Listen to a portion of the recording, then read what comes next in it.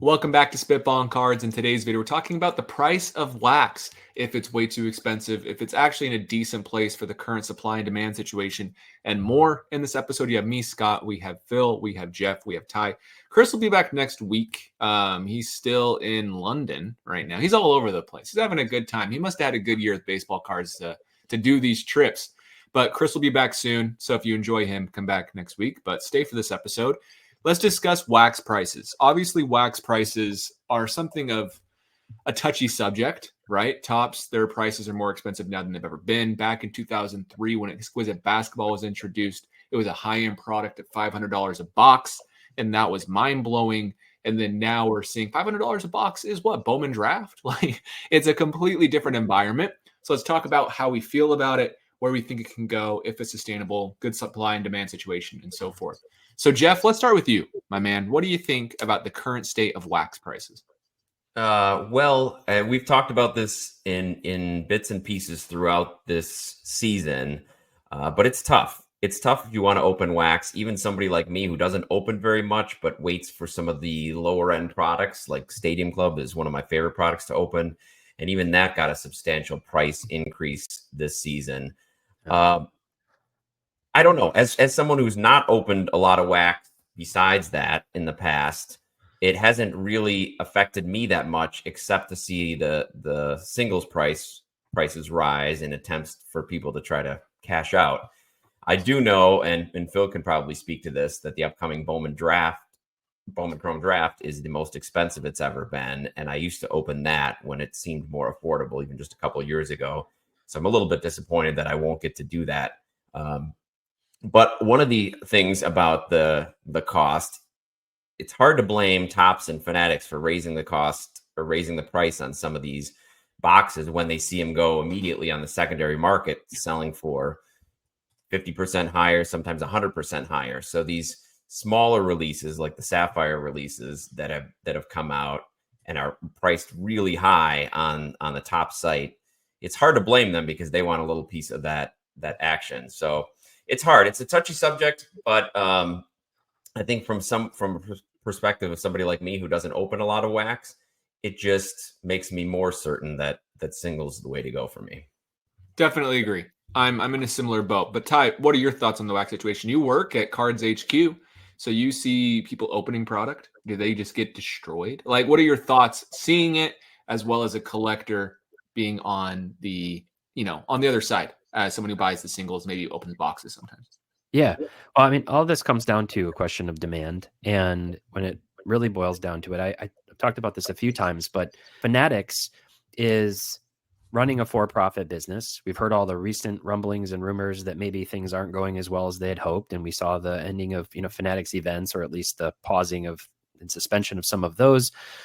They're trying to run a for-profit business. And I know there will probably be comments about, well, Ruben can afford to do it and he's got this much money and whatever. Maybe that's true. I don't know. But they're trying to generate a for-profit business.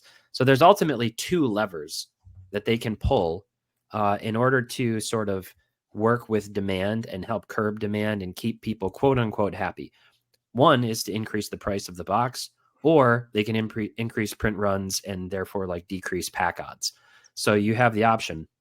And I'd ask the three of you this. I think we've talked about it in the past, but would you rather open a $250 box and like chance getting next to nothing out of it, like some years of Topps Chrome have been, or other things?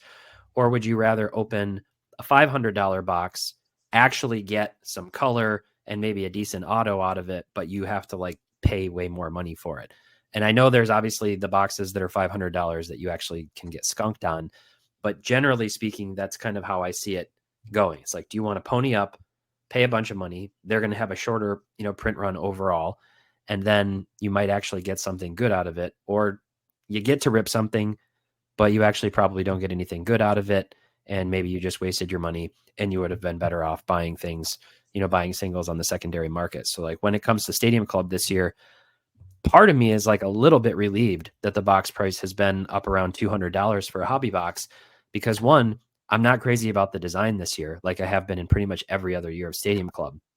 And therefore, the price has been like the extra validation that I don't need to feel pressured to open it like I probably would if it were down around the $125 mark for the box. So I can target some singles and look at, watch the image variations come out and see if anything suits my fancy, as opposed to wasting my hobby budget, opening something that's just not going to be a great experience overall.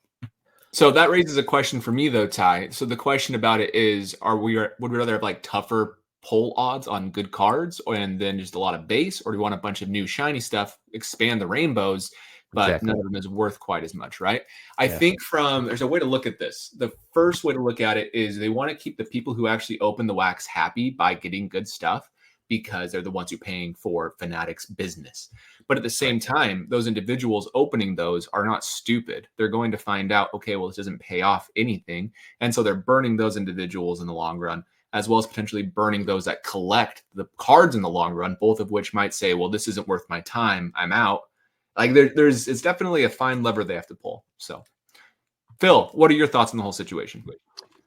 Yeah, I look at it from a slightly different angle. I don't think the prices themselves are, well, yeah, they are problematic from an absolute sense, but I think this isn't a kid's game anymore. This is an adult's game. Now there's other issues because of the prices that I'll get into, I think, in a little bit, but my problem is the disconnect of the cost of the box and what's inside. So you might just say like, well, you're never going to get 100% or 80%, but maybe today on average, I'm making up numbers, but average person opens a box of an average product. They get an average return of 30 to 40%. Maybe it should be closer to 50 to 60%. So like, what can the manufacturers do to solve that or to make that better? I think it's a complex issue, but I think if you look at the nature of what's causing prices to be high today, combination of monopoly / oligopoly / breakers / marketing buzz, temporary hype. The hype cycle is so short. What's happening today is product is getting opened so quickly, but the hype cycle will shift to the next product. So what happens is a bunch of product gets opened by folks that are maybe engaging in degenerative behavior, or maybe not opening it for the reason of, I want to own these cards.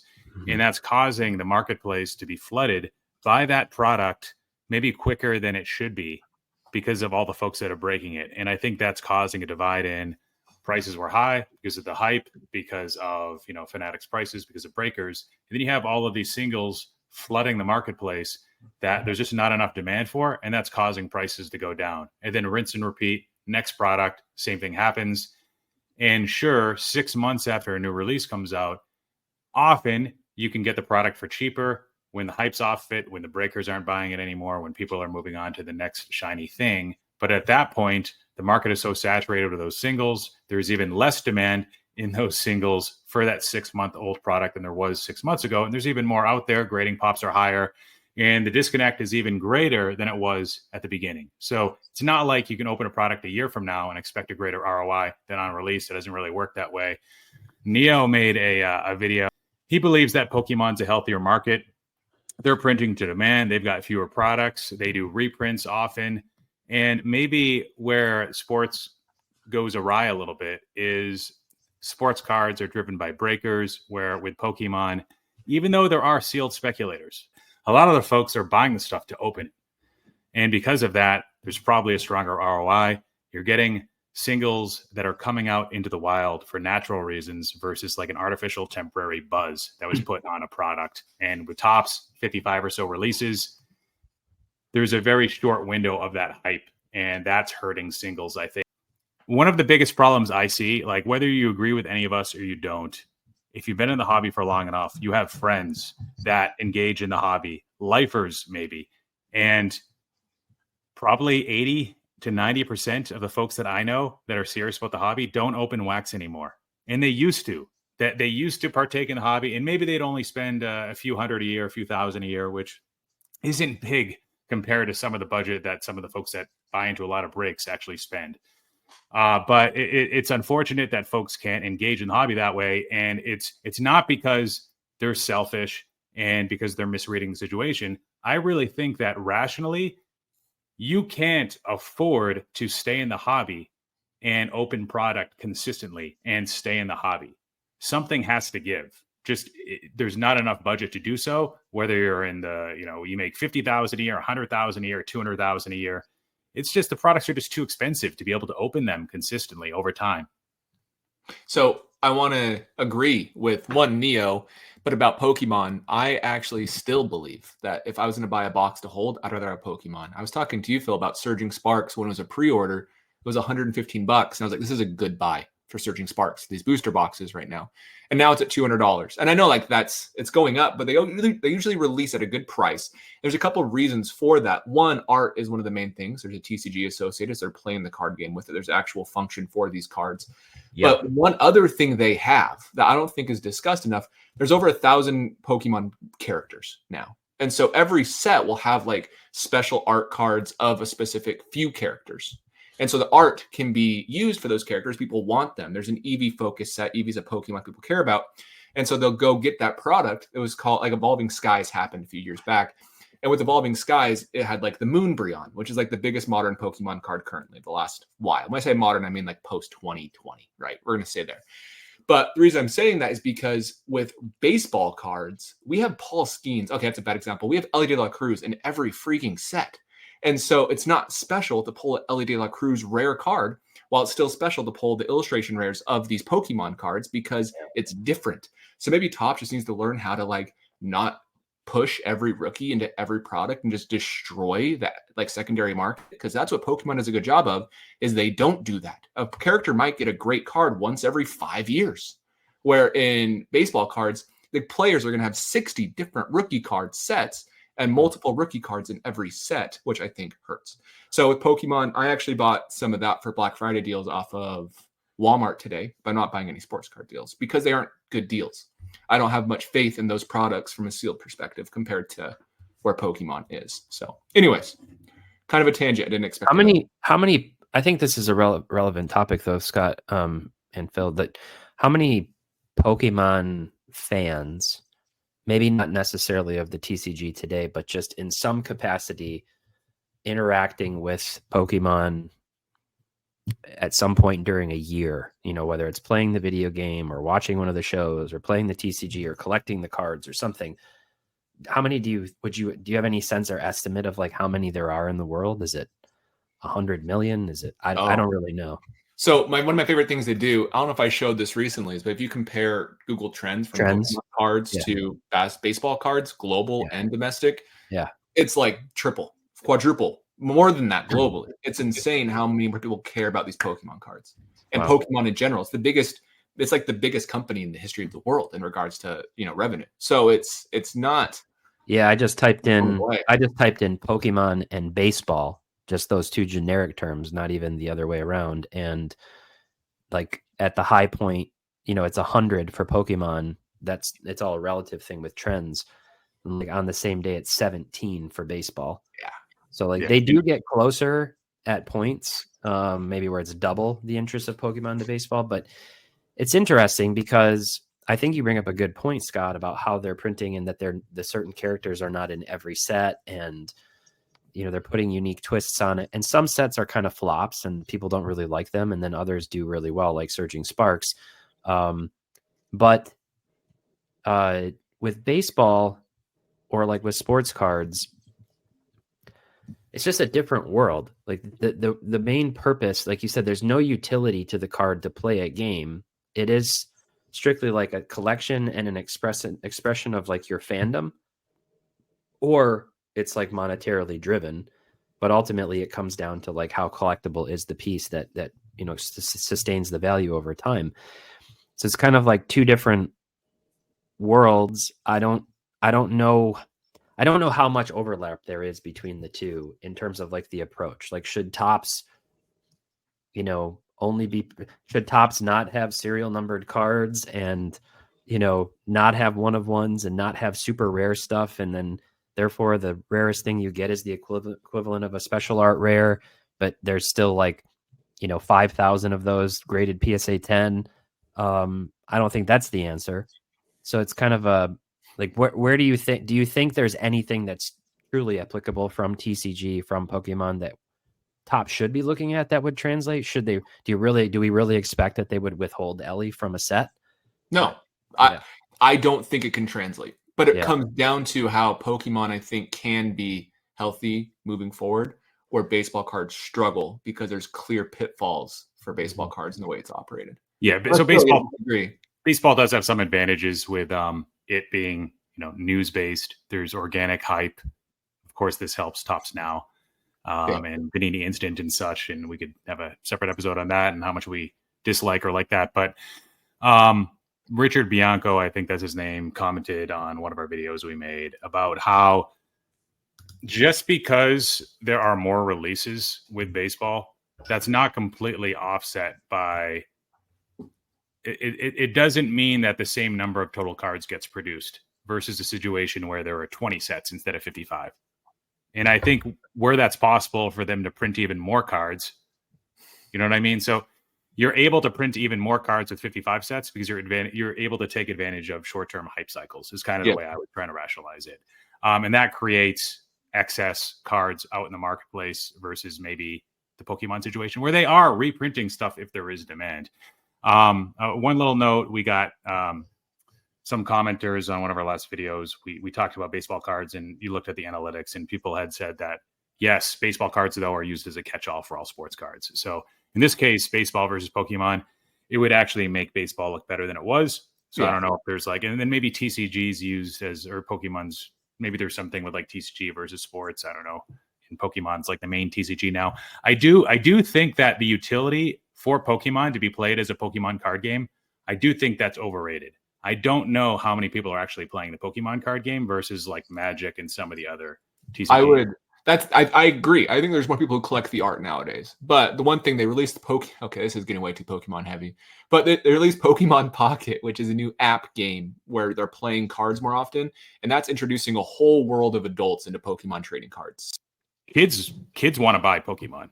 That's another problem. They don't want sports cards, especially baseball. Yeah. And it makes sense why. I get it. And this goes back to what Ty was saying with engaging with the brand. There's just so many different parts of that. They have the anime, all of it. Just to put a point on that Neo video where you talked about utility being a big factor, but he also mentioned the connection that collectors or Pokemon collectors can have with their characters, and you don't have to worry about them going to jail or being kicked out for steroids or whatever the case, getting injured, missing 18 months. So there's something to be said for that as well, as far as a continuity issue, because there's a lot of people who've been burned in sports cards and baseball cards by collecting too heavily in certain players and then having them lose all their money with those players. So I think that's an interesting point. There was a big data breach by Game Freak about a month ago, and some pretty sordid details about Typhlosion came out. And I'm not joking. I'm not joking. I'm not being sarcastic. I'm being dead serious. There was some bizarre stuff in the Pokemon. I don't think it's a route we want to go down without getting demonetized. I'm not going to say anything else, but you can Google it if you're morbidly curious. All right. Well, so maybe Pokemon goes the WWE route and has some negative things happen to their characters. But I went to Collecticon this year in Atlanta for work and worked at our booth, and one of the guys from the shop, Ryan, said, what do you think of Collecticon? And obviously there's people dressed up and whatever. It's not like Comic-Con, but I mean, I suppose that's no difference than you wearing your your baseball jersey to a card show. And I just said, it seems like everybody's just happy to be here. There was much less focus on money. A lot of people, for good or bad, didn't seem to care too much about comps, or maybe they check TCG player, but they're not really too confident in how good that data is or whatever. And, unless they're getting up into that 4-figure range for cards, they're just sort of happy and they're collecting and they're just having fun. The dealers were very positive and engaging. It had a very, very different vibe from any sports card show I've been to, which more and more are just about, I need room. How much room do you have? Can we get to this point? Where can we meet? What's your lowest? All of that, and less about collecting at shows specifically.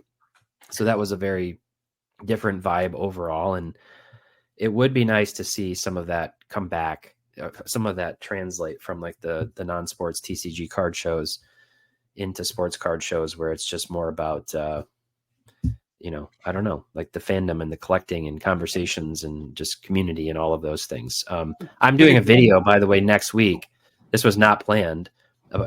My video was planned, but I didn't know we were going to talk about this. But I'm actually doing a video next week on the Market Movers channel, comparing ripping Pokemon to sports cards and seeing which one comes out more profitable, on a small sample size from a few boxes of each. So that'll be kind of interesting to look at. One thing about Pokemon, you'll never see, unless, for modern, that's the big one here. You won't see a $3,000 card pulled out of a pack. You won't see a $10,000 card pulled out of a pack. That's one thing, the gambling aspect. But I do agree. If you want to go find some random player from the mid 2010s or late 2000s at a card show, good luck finding them. Versus with Pokemon, you can go find characters, and there's more value to the cards long term outside of just the big boys. So, anyways, I just want to say maybe fictional characters. Maybe there's something here about maybe they have an advantage over real life sports players and cards of them in that it's easier to forge an emotional attachment to a fake thing versus a player that you'll probably never meet. In a lot of cases, I know one guy that collects Brett Favre cards, and all the recent drama surrounding him. It's like, are you really connected to the player, or just the idea of owning more cards of that player?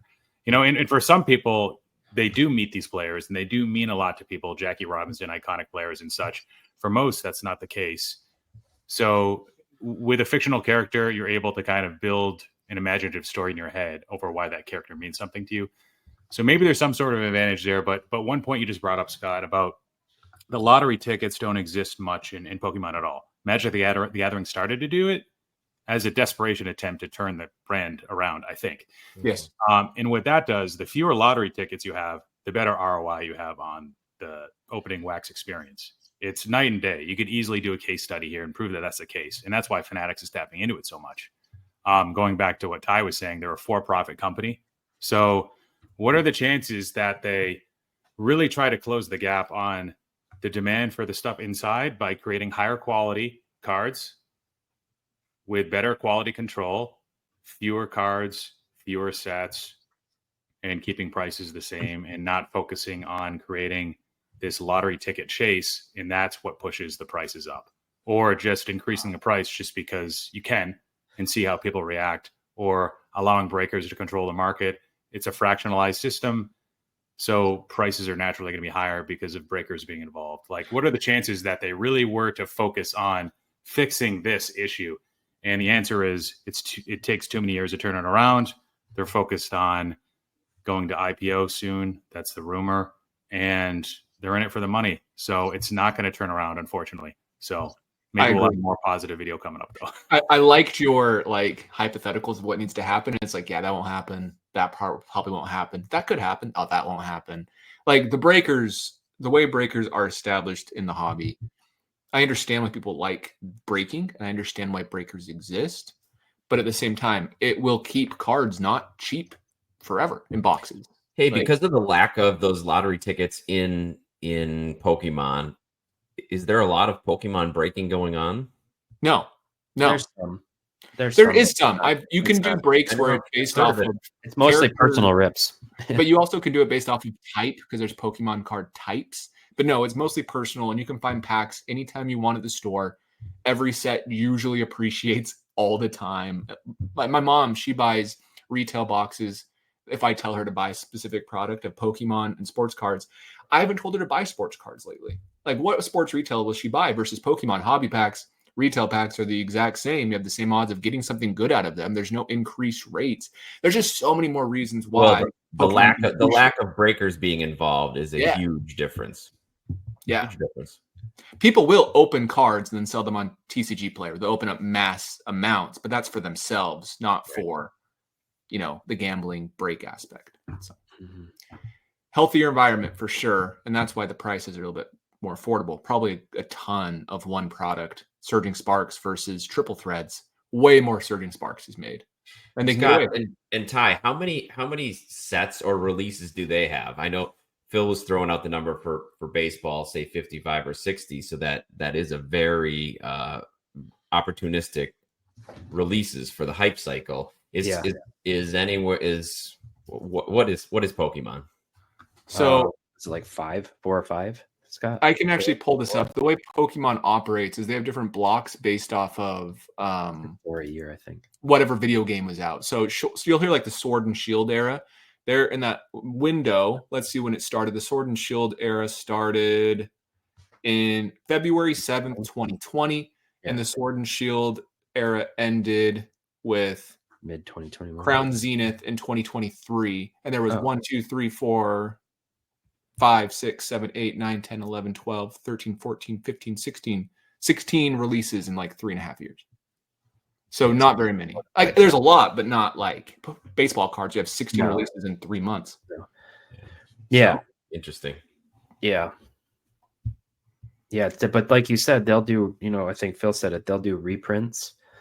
So it is very much more like print to demand, and that they're not the only ones. Like I think most, if not all, TCG sets or manufacturers do that.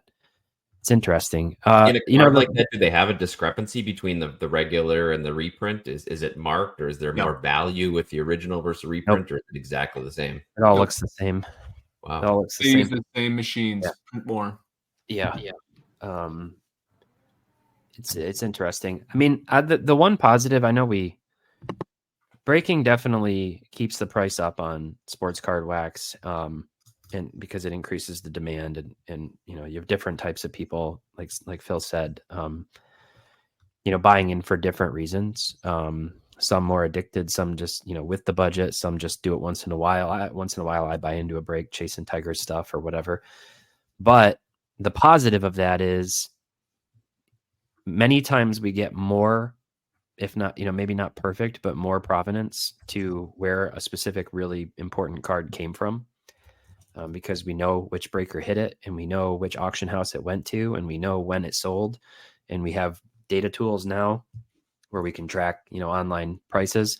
And then the other thing is just the fact that we get that more. I think more of the cards are being pulled out of packs. Maybe more of the product is being opened than it was previously, or at least faster. So if you are specifically looking for a certain single on the secondary market, the odds that you're going to see it within the first month are drastically higher with breaking than if we didn't have that. Where, some guy might just walk into the card shop and buy it, one-off box, and then it sits in a shoebox for 30 years or whatever. Or there's just a slower trickle of the product over time. So I know, a lot of people have passionate opinions about breaking. I'm sort of middle of the road, moderate on it. And I think there's some advantages to it, and then some other things that are just, you got to be careful with. But. So I wish we could test that, because we just can't. We can't test it. We can't go back and even look at it. They made less boxes when breakers didn't exist, and it was cheaper. So we got more bang for your buck. I wouldn't say like breakers help that much more in getting the cards out there, maybe in the first week. Yeah. But realistically, it just restricts us from opening cards for fun, and all of our audience for fun. And I think it's cards. We saw Topps Update from 2018 get down to $50 a box for a hobby box. I don't think it's surprising that Steph Curry's rookie superfractor hasn't been seen publicly. I think it's super bizarre that Luka Doncic's Prism Black 1/1 hasn't been seen publicly. Like that, maybe that's just a mindset, but I can't think of very many uber important cards from, like, let's say the last 5 years of sports cards that haven't been hit. Whereas I think you can go back in prior generations where it took a lot longer, or they just haven't ever been seen publicly, more so than now. Like I'm talking about like the most important cards from like the primary sets. So is that a consequence of just the era of opening when social media didn't exist the way it did? Like it's probably a factor. Yeah. Kids could open cards, and so. But if you see if it goes through a breaker, then it's hitting social media, and then that it exists, and then it's been pulled. So maybe that is. I mean, maybe all the things are working together. To push back on that, how much fatigue do we have with these big cards? Do you even care? You saw the Ellie De La Cruz rookie debut patch autograph? No. Oh, there's definitely fatigue. No one cares anymore because of it at the same time. So it also hurts in some ways. So I don't know. Maybe I'm being a cynic. Maybe. There's a lot of biggest cards. There's definitely a lot of biggest cards. I just saw I just saw somebody hit the superfractor. That was it, the Sapphire superfractor Valley or something, and I just like, I don't know. I like barely batted an eye. I was like, oh, cool, another huge card. Next. Yeah, there was a Pulse Games 101 Platinum. Chrome Auto, and then it's like, oh wait, that's from Gilded. Mm. Okay. Oh. It was Gilded. Thank you, not Sapphire. Yeah. That's what I meant. But yeah, I mean, product opening quickly again, it leads to some benefits, some disadvantages. With those singles, they're available. With those singles, they go down in value because there are so many available right away. So that can be great if you're a singles buyer and collector, and that can be bad if you're opening the product and you're wanting to get a higher price from those singles, which is, again, part of the reason for that divide in the cost of sealed and cost of the singles. By the way, as I was poking around here, looking for a few different pieces of information about Pokemon while we were talking about that, I found a Reddit thread from 3 years ago. Does anyone else think Pokemon releases too many card sets in a year these days? Like, this is a conversation that goes everywhere in every collecting community. It's always people saying there's too much. It's not the way it used to be. It's all dying. It's all ruined. Like, I'm sure a lot of people who are OG Pokemon collectors are super pissed that everybody's grading Pokemon cards now. And it's just kind of fascinating to look outside of our little niche and into other collectible sets. And I think things are pretty much same. What is it? Same stripes, different tiger. I don't know. Yeah, well, they would look at the 60 releases that just baseball has and think we're crazy. Yeah, seriously. So yeah. Last thing I'll say about Pokemon, then we're not going to talk about. I won't talk about that. If you guys want to, feel free. Guess how many cards Charizard has ever had? He's been around since 1999. How many different cards he's appeared on? How many cards has Charizard appeared on since 1999? Is it less than the number of Mike Trout autograph cards Let's produced? say 239. Is it less than Wander Franco's rookie cards? More than, never mind, I'm not going to say that. 48 ever. That's it. What? 48 different cards. 48. So if you're a Charizard super collector, Oh my gosh. What the and you would have 48 of his cards, and you'd have his entire catalog. Of course, those might have like a hollow versus non-hollow in the same set. Oh, There's always like one Well, parallel. Oh, well, Like, I was that's it, right? So, Okay. but like that's still only one version of that card. okay. well, That if there's makes a But then we parallel. have you Elegant want Cruz, who has 10 cards in one set. Yeah. But those all have parallels too. Way more than one. Because the non-hollow versus I would reverse- include the parallels too, but you're saying that would be No. still under 100. If cards. we include the parallels of No, Adley there'd be Rutschman more than in 100 2023, we're looking at like No, I'm saying- 10,000, 20,000. No, I'm asking about Pokemon. I just want to know that it would, if you included the parallels of the Charizard, it would still be under 100 cards total. You're saying? No. Probably. And the reason I say that is because I hear no to typically, probably. I'd say less than 150 for sure. Because Yeah. the reason I say Same that here. is because not many of like the really rare Charizards have reverse hollows, because that doesn't make sense. I'm not including promos. Promos are like in boxes and stuff. And the number I got was online, so if it's wrong, I Googled it. So, but my point is like it's significantly less than most rookies in 1 year, is my point. Yeah, incredibly. They do a poor job exploiting their customers. Right. It's funny we say that Nintendo does such a good job of not exploiting their customers, and they're always rewarded for it. The way they release their games versus PlayStation, and they're doing a great job. Doing a great job. I don't know. I've heard a lot of people mad. They saying they should take longer and make the Pokemon games more like Zelda and put 5 years into it and make it amazing. The funny thing is they're doing that right now, and everybody's mad. There's been no information I know. about it. It's People just ridiculous. People are going to complain, right? So what's one thing? I'll put you all, the three of you guys, on the spot. If there's like one thing, if anything, that you think that Topps could do or should do immediately or within the next year to somehow address the prices of wax, the print runs, is there anything that comes to mind that you'd say like this is the one thing that I think would be impactful? Force the regulation of rakers so that way we can pay even more for wax. Bake in the regulatory fees. That's what'll happen. I'm Yeah. sure it'll be baked in somehow. But I don't know. I don't give out my advice for free. My That's You a go. tough Make sure to question. like and subscribe so this is monetized. That's a really tough question. What one thing could they do? I don't know. Just what is one thing? One thing they could do is, like, realistically, the problem is they can't do anything that they'd be willing to do, because it means they'd lose money. So there's literally nothing they would do to help the situation. I don't think there's anything they can do. Maybe cut back sets and make the cards harder to pull. Is that really a good solution for the hobby? I think I so. don't One know. thing, Good I for have me one to idea. have the blue open. I have one idea, and I'll tell you what it is. So I've told you I'm worried.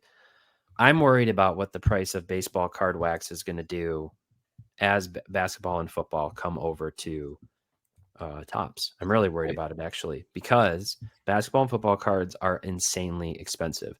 Every time I've done any kind of like a box opening spending type challenge video at Cards HQ, or like when we do our monthly Market Movers live stream, with prize giveaways, and we rip packs and we do a bunch of stuff for our members, I get a budget for that, and we go walk around the shop and figure out what boxes we want to, buy for that giveaway. And invariably, I'm always forced to like either completely skip over basketball and football, or pick something that I don't really want to open, or like a mega box instead of an actual hobby box, because the basketball mega box costs as much as a baseball hobby box. And it's crazy. So I'm worried about it, because I mentioned this, I think, in a recent video, that unlicensed Topps basketball this year with Victor Wembanyama autos in it, selling for like $600 for a hobby box with unlicensed cards and a mostly underwhelming product design by public opinion. So I'm worried about what that means for these products when they come over. Topps Chrome, in the mind of basketball card collectors, is like one of the best products, if not the best product of all time in the basketball card community. And the fact that it's been like dead and missing for 15 years has only grown its legacy. Those 2000s Topps Chrome cards go for like huge money. So I think that Topps should lean into something that they talked about doing, both Michael Rubin and Jeff Gordon, like when they first bought Topps, when Fanatics first bought Topps, which is creating really strict like brand or product tiers. So they said they wanted to make it so that there was like the entry level tier that the family can bring home, that you can get for your kids on Christmas, that you don't have to worry about them opening the packs and dinging the cards because they weren't that expensive in the first place, and kind of stratify things. And maybe it's 3 tiers, maybe it's 4, maybe it's 8 tiers. I don't know exactly what that would look like with the 55 and probably growing products that they do. But I think somehow they should actually be more transparent and kind of like cap the pricing. I don't know, almost in a way like your insurance premiums can't go up, or your rent more than a certain amount in a given year, and say this product is and always will be part of Topps, Topps flagship, or whatever they want to call the tier. And it's like the second tier up. It's basically affordable. And that means for this year in 2024, these boxes are going to be capped at $150 a box. So put Stadium Club into that. And then it's just locked in.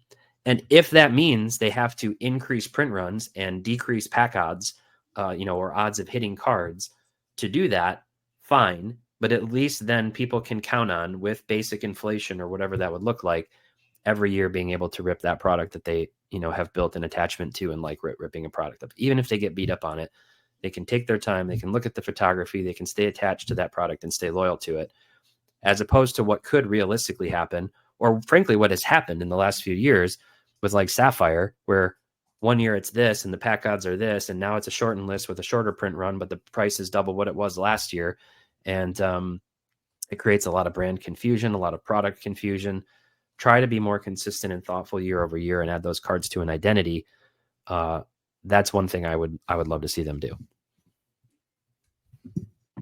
Yeah, with retail, for a while you'd have a fixed cost with a lot of the retail products. Then with COVID, with the pandemic boom, that got out of hand, inflationary factors, supply chain issues, and they literally came back trying to print the crap out of and kill Panini Prism retail, Optic retail.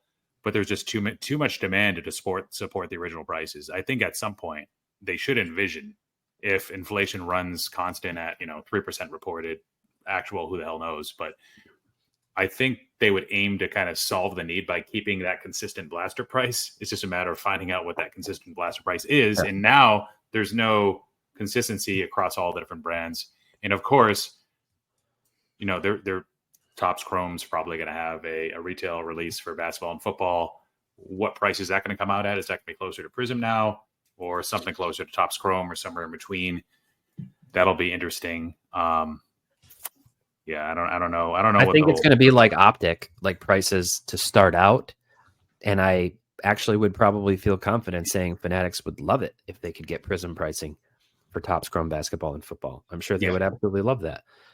So that's the one thing. So Ty, you mentioned it. I did not earlier. Is we can blast Fanatics all we want, but there's even more of an issue in basketball and football right now. So you could say that from a business standpoint, Panini has executed it better, charging more for prices and offering less. Mm-hmm. People have an issue with Bowman Draft. A lot of people do. Even Sports Cards and Nonsense's Mike Gio, who tends to be very pro, Fanatics is doing this. A lot of people are up in arms in the community, but here's the reason why they're doing it, and it makes sense because of these reasons. Even he created a video, and it was like, Bowman Draft is really expensive. He thought 520 was too aggressive.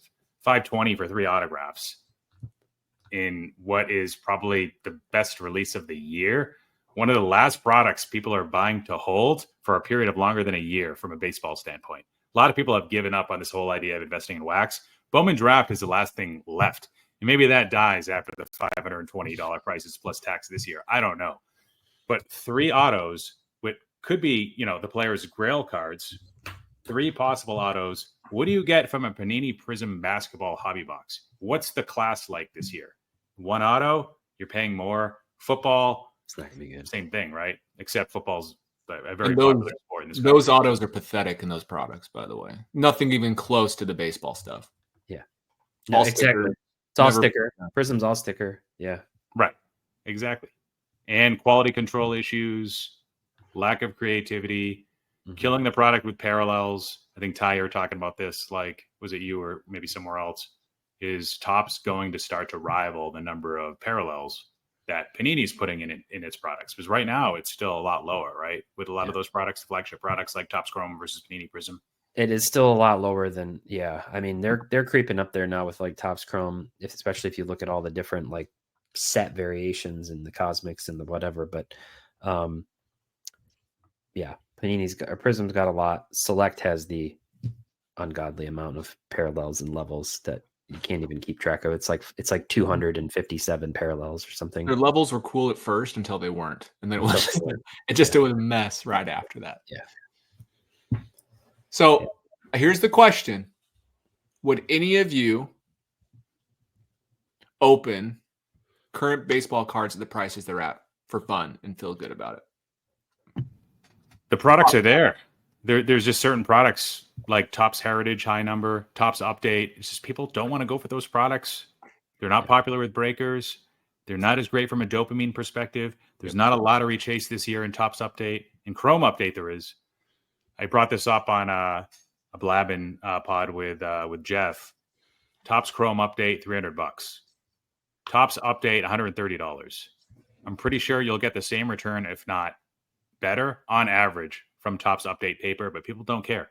They're going for that lottery ticket. They're going for that 1 in 1,200 hobby box possibility and mega boxes. I think you have to spend like $2 million in mega boxes to pull one MLB debut patch card. I think it's 10 times as expensive to buy mega boxes. And that's like, I don't know if that's at the $50 prices or they're marked up like 80, 85, but it's insane. Yeah.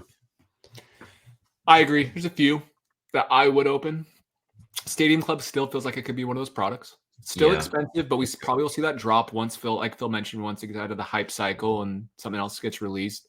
You could argue Bowman's best. You get 4 on-card autographs, right? You could argue it. You get prospects, you get veterans, you get the best players. You could argue it. But there's other products that are just tough. But how many of us are opening product? How much do you spend a year? How many boxes do you open a year, out of curiosity? I open maybe 1 hobby box, literally. Maybe 1. This year I've opened 0 so far. If I open anything, I mean like modern releases, I will go back and I will open a 1998 Finest looking for the Man parallel, right? Like I might do that, but I've not opened any modern hobby this year so far. I opened a fair amount of Stadium Club last year because I liked the design, and it was when we were opening Cards HQ and it was on the shelf and calling my name. And I had some store credit and. But in general, like outside of that, usually I rip like one hobby box of Series 1, Series 2 update when it comes out, just to get the cards in my hand. And, the box of update I opened was so bad. It was so bad. I got like $8 worth of cards out of it, I think. It was just atrocious. As someone who's worked in a card shop, it's amazing how hard it is not to open cards when you work in a card shop, by the way. It's tough. It's really tough when you walk out on the floor every day. But like, yeah, I mean, I have not opened a ton this year at all. I'm just focused on buying singles and consolidating a lot of stuff. How about you, Jeff? How much have you opened? Trying to think about that. And Stadium Club, last year's Stadium Club was technically this year because it came out January, February, something like that. So I did open a couple of those boxes. Not much. I've opened a few smaller boxes with my son. My kids like getting cards, but they can get like some low end stuff or some older update boxes. Heritage. We opened a Heritage box, but I would say the total spend was well under $400, even including the Stadium Club this year as far as wax opening. So not a lot. Yeah, I used to give myself a budget of about $2,000, and I try to, like half of that, I would try to spend it with my friends. We go on a few guy trips a year. I'd bring some wax. Maybe they'd contribute a little bit. And with the cost of wax, you almost need to make an event out of it. Like Happy Van Winkle, you're not going to really drink that by yourself, right? So like, what's the right occasion for this novelty, right? I'll probably enter on average like 2 breaks a year, Bowman draft, maybe one other release, some Bowman product, random team type thing, just to be part of like the hobby and the experience, and because I don't want to buy a whole box. And so one of the reasons for high prices, I guess. And from a Topps Chrome perspective, like the ROI is terrible. So Blaster versus Hobby Box, I'd rather just like minimize my losses. So maybe I open one Blaster of that. And if I'm opening stuff by myself, it'll be like flagship, like Series 1, maybe one Jumbo or one Hobby Box, and the same with Update, like something like that. The $2,000 budget, I'm well below that now because of the cost of the products, I think. And because there's just so many, there's a new one coming out all the time. The hype cycle is so short where by the time I get around to like telling myself, yeah, it's a good idea to open that box of Cosmic, I'll already be bored of the product. There'll be like 5 other releases that'll be more exciting. So then I'll be like, yeah, probably wasn't a good idea anyways. Sports cards, they're fun, aren't they? They really are fun. I hope we didn't seem too negative, but it's one of those things where I think a lot of people, especially right now, like the current, economic climate, maybe we're feeling better now lately, just because inflation's eased up a little bit. But it's one of those things where card prices are just going up, and it is just something that's just so not like a necessity in your life. And so it gets hard for the average person. You're either all in or you're just not, is what it feels like. Now, I don't know many in the middle ground who are able to balance that. And I think Topps does need to do something to balance that for the betterment of collecting long-term, right? I think that needs to happen. Hopefully it does. I don't have a solution. Ty said some, but it's interesting. Definitely interesting. Yeah, well, there's the good thing about the hobby, and hopefully we can get in this soon in a more positive video, is that there's a lot of different ways to participate. And there are people that open wax, there are people that enjoy breaking, and there's other people that find other ways to collect and be involved in the hobby. So yeah, there is still some ways to participate in the hobby and have a lot of fun, even if these wax prices are pricing you out of the opening new packs game. Yes. And what's like about this next episode, this was more just kind of like talk about the negative side, but the good thing is there are great ways to do it. I probably enjoyed the hobby more in the last 12 months than I ever have, and I've opened 0 boxes, literally, retail or hobby. And you can do it. It's not that bad. got to find your niche and enjoy it. So let's call this one a wrap, just because we are getting really long. Thanks for watching. This is like a classic Spitballin hour-long episode almost. Let us know in the comments down below what you're doing with the hobby, how you're approaching wax prices, what you think could fix it. And other than that, we will see you in the next video.